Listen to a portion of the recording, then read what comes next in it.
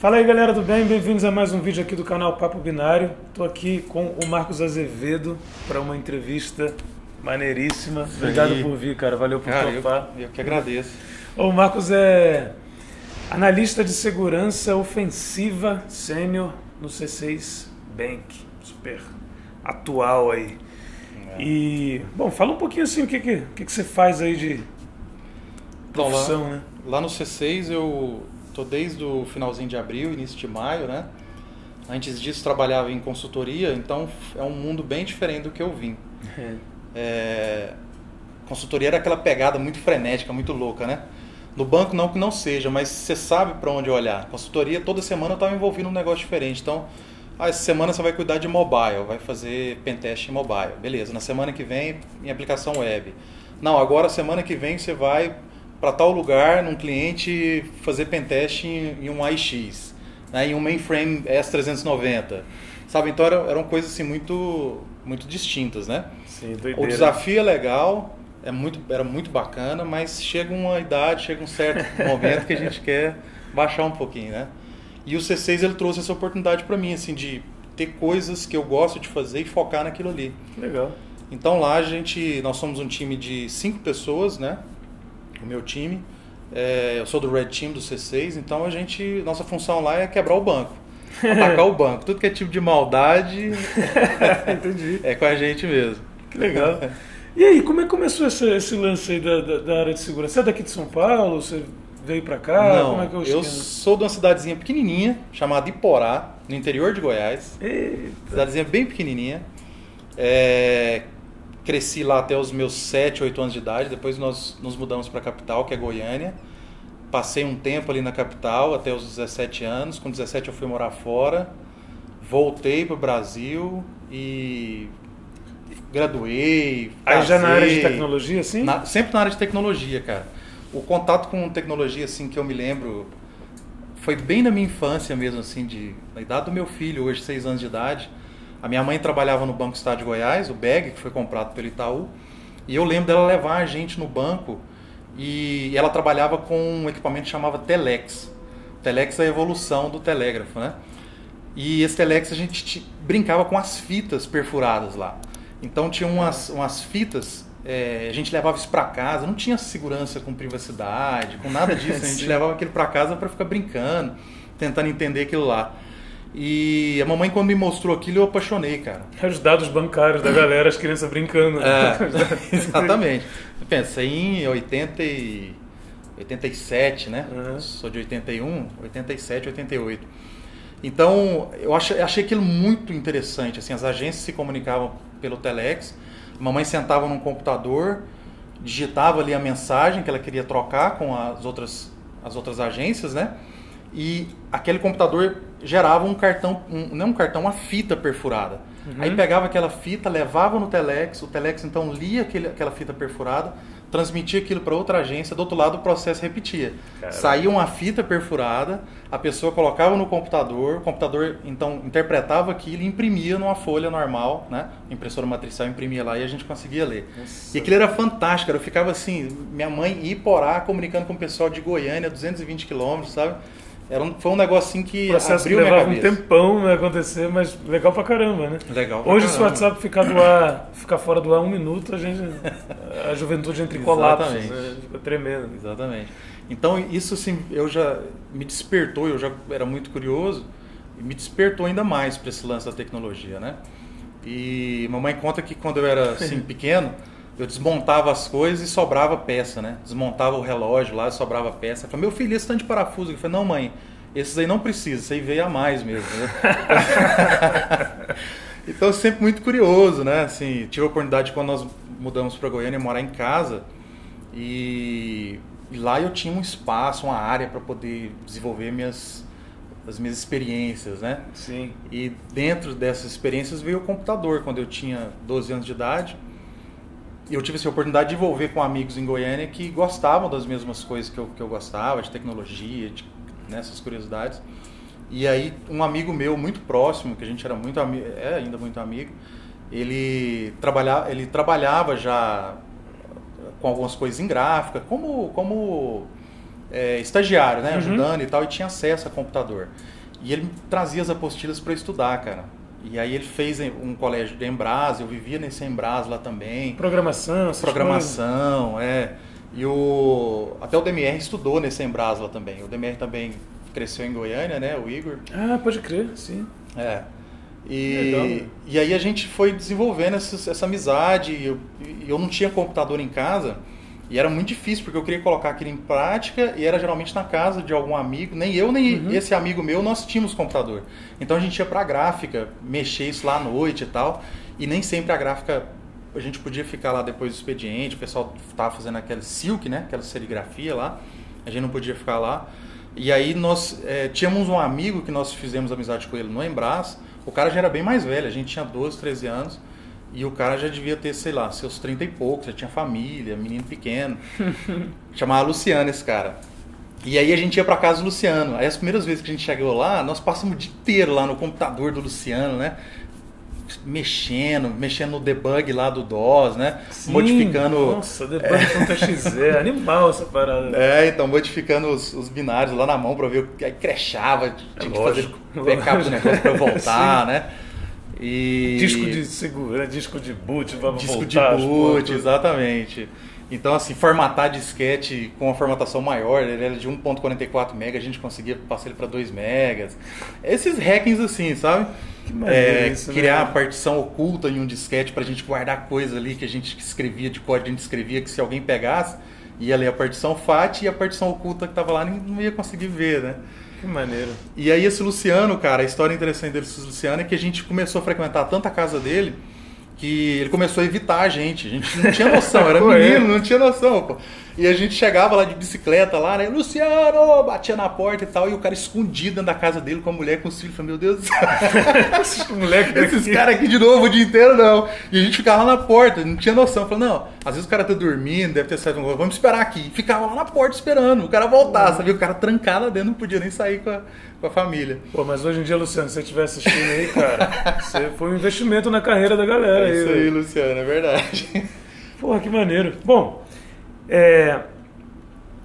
eu vi uma coisa que você fez, que foi um lançamento, né, no treinamento da H2HC sobre Web Exploitation, né? E foi muito bem falado, assim. Você deu treinamento junto com alguém, não foi? Não, foi sozinho. Ah, foi sozinho, só ok. E foi muito bem falado e tal, a galera fez, né? E eu sei que eu acho muito legal, assim, quando o pessoal se propõe a pegar toda uma experiência, igual você contou aí, né? Pô, disquete, não sei o que, partição oculta e tal. Eu sei que se você vai dar um treinamento de exploração web, talvez, né? Provavelmente você não vai falar nada sobre debug.exe. Mas, de qualquer forma, toda essa bagagem, assim, né, sendo condensada, e fala assim, agora eu vou montar um material e vou colocar isso para fora. Eu acho muito legal, assim, que tenha esse tipo de coisa, né? Então eu queria saber, assim, da tua experiência, né? Como é que foi esse movimento aí? Como é que rolou esse treinamento? O que você pretende fazer mais? Então, web eu aprendi de pirraça, sabe? Foi assim, na raiva, falou, vou aprender esse negócio. Porque eu sempre gostei dessa parte assim de mais baixo nível, de sistemas operacionais, de redes, o meu background é esse, né? Então, na faculdade envolvi com um grupo de robótica, a gente não tinha esses recursos que tem hoje aí, Arduino, Raspberry, a gente tinha que fazer a placa, né? Sim. Colocar no ácido, né? Fazer as trilhas na mão, usava o Circuit Maker lá para desenhar e tal. Então, meu background vem todo disso aí, né? E quando eu comecei a trabalhar aqui em São Paulo em consultoria, a maioria dos projetos que caíam era de web, aplicação web. Ok. E aí eu cheguei num momento que eu falei, cara, ou eu vou fazer isso aqui gostando, me divertindo, ou eu vou fazer isso aqui achando um saco, entendeu? Mas todo fazer, jeito né? eu vou ter que fazer, Entendi. entendeu? Porque era, sei lá, 90% das atividades era em web, né? Sim. A superfície de ataque é bem maior, né? Sim. Então eu falei, cara, eu vou aprender esse negócio e começar a gostar disso aqui. E foi aí que eu comecei a gostar de web. Decisão legal. Foi uma decisão. E com o inglês também foi da mesma forma. Eu odiava inglês, cara. Era aluno, assim, sei lá, tirava notas baixíssimas em inglês. E chegou um momento que eu falei, cara, ou eu vou aprender esse negócio gostando, ou eu vou aprender não gostando. E preferi aprender gostando, né? Que maneiro. E hoje eu vejo o quanto me ajuda, assim, o inglês, principalmente com documentação técnica da nossa área, né? E aí o lance lá da H2HC foi isso, foi o ponto que eu cheguei e falei, cara, eu já ralei tanto para chegar aqui, eu posso resumir esse conhecimento aqui e passar para a galera para que eles não passem pelas mesmas dificuldades que eu passei. Dar os toques para os caras, colocar os pontos que é interessante para onde olhar, né? Dar uma visão assim do básico até o intermediário, né? Para quem ainda está nessa posição que não sabe o que olhar na aplicação web, por onde eu começo, né? Então foi esse o intuito aí do treinamento. Do treinamento. Porra, eu devia ter feito, sabe por quê? Web não é minha área, assim, mas quando eu vi, eu acho que eu fiquei um pouco assustado, assim, que eu falei, puta, acho que a pessoa tem que saber para poder, sabe, tem que ser da área de exploração web para poder aproveitar esse treinamento. E agora você falando que foi, né, pegou o negócio do básico e caminhou, devia ter feito. Né? E a preocupação que eu tive nesse treinamento, assim, fui professor durante muitos anos, né? Fui professor no Senac, em Goiânia, fui professor no Senac, em Rio Verde, dei aula na Universidade Federal de Goiás, no lugar do meu orientador na época do mestrado, ele me colocou para ministrar aulas na especialização. Que legal. Então, eu tive a preocupação de linkar os assuntos em web, que às vezes eu acho que falta isso. A pessoa fala assim, tá, vamos falar agora de CSRF. Beleza, aí não tem o antes, não tem o depois. O cara já cai direto naquilo ali. Assunto, né? De hoje, CSRF. Entende? Okay. Então, assim, eu tive essa preocupação de linkar as vulnerabilidades. Então, nós começamos lá no início, descobrimos a primeira vulnerabilidade que, a princípio, né, falar assim, um XSS, isso não leva a nada. E a gente foi explorando, foi avançando isso aí, até a gente ganhar o sistema como um todo, né? Nós caímos no sistema operacional, escalamos privilégio, então... Com lab, essas coisinhas. Com lab, com tudo, né? Legal. Então, eu tive essa preocupação de linkar os assuntos, de mostrar a chain que geralmente o atacante pega ali de vulnerabilidades para conseguir chegar no objetivo. Às vezes, é muito difícil você pegar assim, uma vulnerabilidade só que o cara já vai ganhar o sistema como root, né? Sim. É uma cadeia de vulnerabilidades, é uma sequência de vulnerabilidades que o cara vai avançando até chegar ali. Então eu quis mostrar isso, né? Essa vivência assim, de pentester, né? Nas consultorias que eu já havia passado. Entendi. Bom, faz muito sentido o que você está falando. Né? Eu estava recente com a galera do ZDI, Zero Day Initiative, e eles estavam falando que exploração de vulnerabilidade em hypervisor, né, de VM e tal, não sei o quê, browser, ou o browser mesmo também implementa VM embaixo, não sei. Sim. Ele falou que teve concurso, né, aquele Pound-on e tal, sim, que a galera precisou explorar cadeia de 18 vulnerabilidades para conseguir. É isso aí. Para falar assim, explorei a vulnerabilidade no software tal, mas aí foram 18 assim que passou. O cara tem que bypassar a proteção, uma porrada de coisa, né? O cara depois tem que escalar privilégio, é isso aí. Eu falei, 18, eu nunca vi nenhuma. Mas ok, né? Cada um no seu quadrado. Cara, agora, de coisa do que você está planejando aí para 2020, assim, de treinamento, que eu acho realmente importante, assim, o que tem na sua cabeça de projeto, de coisa para rolar, assim? Legal. Eu me coloquei numa posição desconfortável, né? Fala aí. Porque eu me conhecendo, eu tenho que me colocar nessas situações desconfortáveis para evoluir, para aprender, sabe? Então, ano passado eu me comprometi com algumas certificações, né? Fiz a OSL ano passado. Que legal. Esse ano agora eu já começo, dia 14 do mês que vem, a AWAE, que Essa é de quê? Advanced Web Exploitation da Offensive Security. A mesma empresa da mesma lá linha, que é uma pegada bem ofensiva, bem prática. Os caras são diferenciados mesmo, sabe? Então, assim... são bons, né? São bons no que fazem. E, além dessa certificação, eu estou fazendo uma especialização em cibersegurança em Sorocaba. E juntando tudo isso aí, mulher grávida em casa, de 5 meses, menino pequeno para cuidar.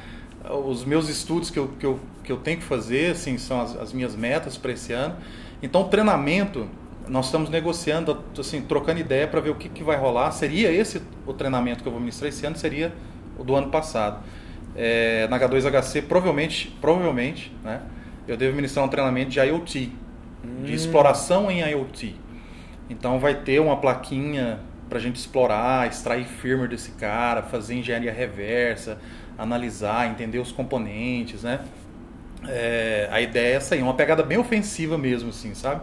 Bem hands-on, bem prático mesmo, entendendo como que a coisa funciona. Porra, isso aí já vou escrever agora. Mas depende de alguns fatores. Essa plaquinha a gente ainda vai adquirir os componentes. É uma plaquinha simples, ela é barata, mas se for produzida fora ela fica mais barata ainda. Então depende de alguns fatores ainda, mas se tudo der certo vai rolar, sim. Demorou. Só avisa quando der certo que a gente avisa pra galera aqui. Beleza. Bom, e agora para fechar, Marcos, o que você vê da área, o que você recomenda para a galera que quer estudar, né, pentest, exploração, Red Team no geral e tal? Como é que você vê isso aí? O que você poderia falar com toda a tua experiência para quem está afim? Então, a gente que é da área, a gente brinca que balança a árvore, cai 10 pentest, assim, né? Então, todo mundo quer ser pentester, né? Todo mundo quer ser do Red Team. Mas quer queimar etapa, então tem etapas que a gente não pode queimar, sabe? A base ali, os fundamentos, ele é igual para todos, né? E não tem como você pular aquilo ali. Então a gente tem que imaginar assim, que a base, quando a gente vai construir uma casa, se você constrói a base fraca, você vai colocar uma casa em cima. Você fala assim, beleza, agora eu quero fazer um sobrado, 2 andares agora. Não, já não dá, porque a base está fraca. E para você arrumar aquela base, você tem que desmontar tudo para fazer. Demora mais tempo, mais dinheiro, né? Então, assim, por mais que você demore, você vai levar, sei lá, 1 ano e meio, 2 anos estudando coisas de base, de fundamento. O que eu falo de base? Às vezes fica muito teórico. Base. Boa. O que eu considero como base? Redes, o cara conhecer redes bem. Mas tá, o que eu faço para conhecer redes bem? Cara, o treinamento do CCNA, da Cisco, é excelente, cara. É muito bom mesmo se você quiser conhecer de redes. Lá os caras falam pouquíssimo de produto, é mais voltado para protocolo. Então, assim, é excelente.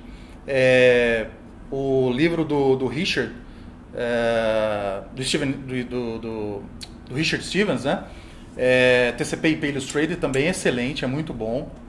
Então, de redes, esses dois aí, você já vai ter material para estudar durante 1 ano e meio, 2 anos fácil.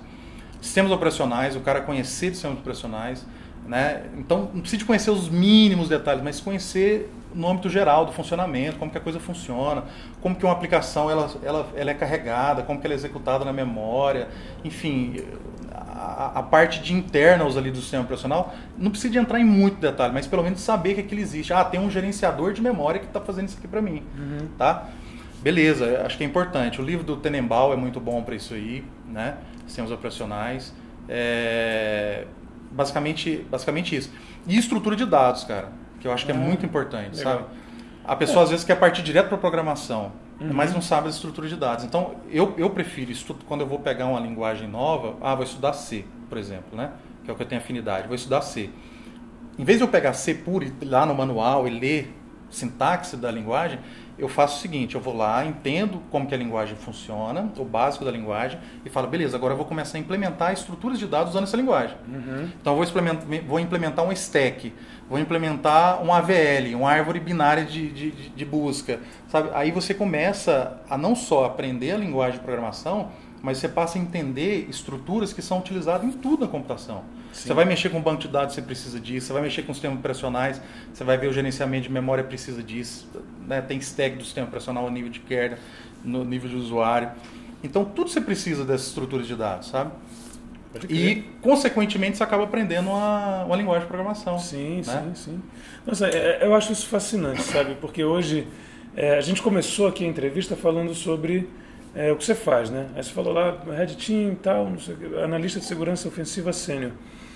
Mas se você falar com ele, né, sobre, você falou AVL, árvore binária, pilha, estrutura de dados, em C, talvez você nem use isso hoje no dia a dia, mas você sabe, e isso te ajuda a entender outras coisas, e se precisar usar, está lá. Exatamente. Né? Então, essa base está bem sólida, que é o que você falou de um alicerce ali, para construir conhecimento em cima. Se você está, né, pensando em entrar nessa área e tal, e está sem isso, já pega a dica de quem está fazendo isso. Né? O cara está economizando trabalho no futuro. Verdade. Beleza? Se eu puder deixar uma consideração final, por favor. Eu fui aprender a estudar assim, depois de velho, né? O que eu fazia? Eu pegava, quero estudar sistemas operacionais, pegava lá o livro Tenenbaum e lia ele de capa a capa. Chegava no final, não estava nem lembrando mais do que tinha lido no começo. Sim. Né? E aí quando sentava, ela falou, caramba, cara, aí vem aquela síndrome do impostor, né? Fala, cara, eu não sei isso aqui, eu não entendo isso aqui.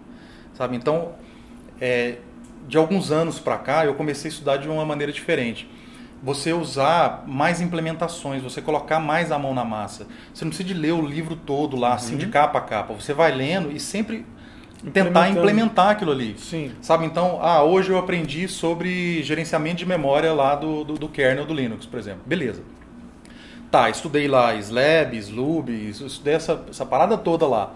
Tá, como que funciona esse gerenciamento? Beleza, eu vou tentar implementar aqui de uma forma simples aqui, ó, um garbage collector, por exemplo. Que dá para fazer em C com relativamente poucas linhas, né? Para você entender como que a coisa funciona, né? Como que aquilo é retirado da memória, como faz o fio de memória, fica só teórico. E é fácil sair da memória. E aí o que acontece? Você vai começar a pesquisar coisas que você vai ver que precisa para resolver aquele problema. Sim. Então quando você estuda baseado em problema, se torna mais fácil de entender. Você chega na primeira linha lá, você vai começar já com um problema. Eu estou escrevendo em C.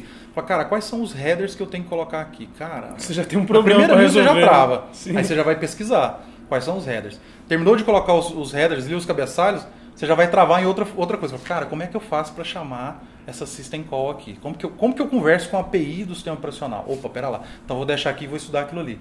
Então o estudo ele se torna muito mais dinâmico e você passa a aproveitar muito mais porque você vê a coisa acontecendo. Sabe? Legal, velho. Então essa é a dica que eu deixo para todo mundo aí. Porra, incrível dica. De verdade. Obrigado. Obrigado mesmo, irmão. Valeu por ter vindo, valeu por obrigado. topar esse convite. Sei o quanto, né, a gente está aqui no final de semana e tal, não sei o que, tá com o filho ali na outra sala, já deve ter quebrado tudo, já tudo certo.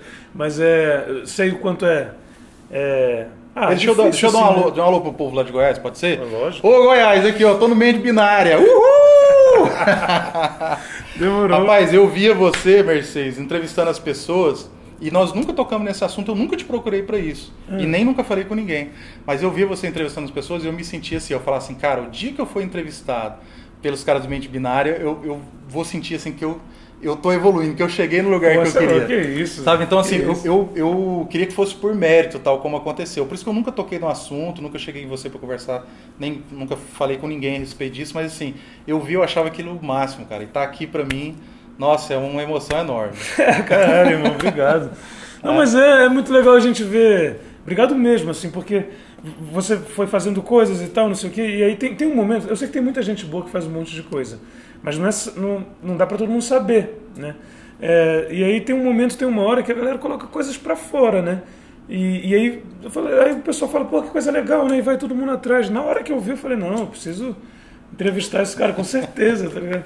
E você já fazia um monte de coisa legal antes, mas a gente, eu não sabia, né? Então, obrigado mesmo por estar aqui, acho que a galera vai curtir muito essa entrevista aí. Eu agradeço. E dá esse teu curtiu aí e comenta, pô, né? Vamos trocar essa ideia aí, a gente chama ele, fala, ó, a galera comentou lá e tal. Isso aí. Tem alguma pergunta pra você lá, acho que você vai curtir responder e, enfim, você também vai curtir. Pra ficar legal... Se liga no canal. Né? Pode crer. E se inscreve aí no canal para você receber as próximas entrevistas, que a gente não vai parar não, cara. Valeu? Isso aí. Até a próxima então e tchau. Valeu.